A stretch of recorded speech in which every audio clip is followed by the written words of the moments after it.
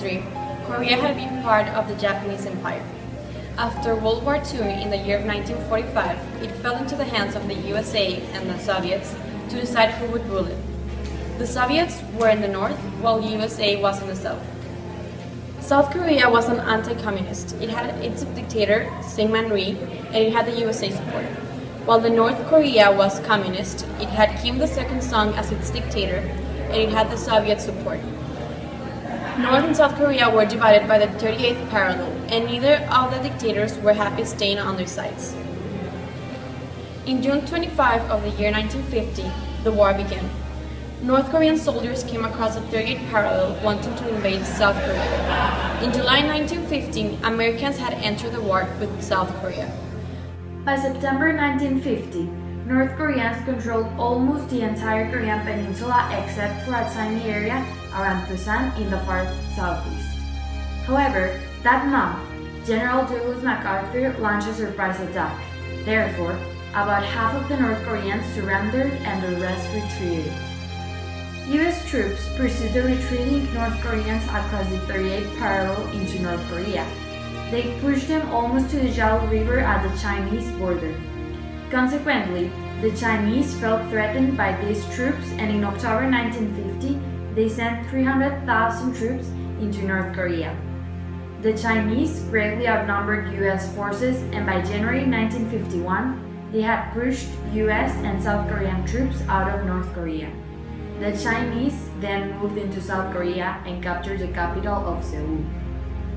MacArthur called for a nuclear attack against China. President Truman viewed MacArthur's proposals as reckless.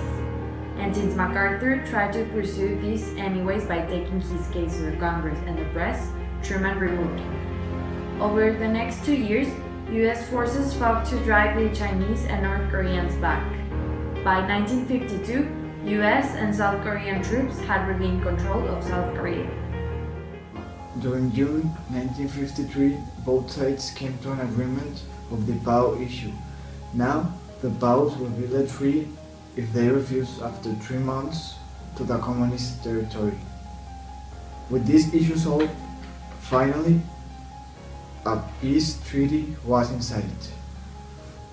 In July 1953, the US convinced dictator Rhee to stop looking for unification, promising to protect them in case of North Korea attacked them, and also $1 billion in aid for South Korea's economy recovery.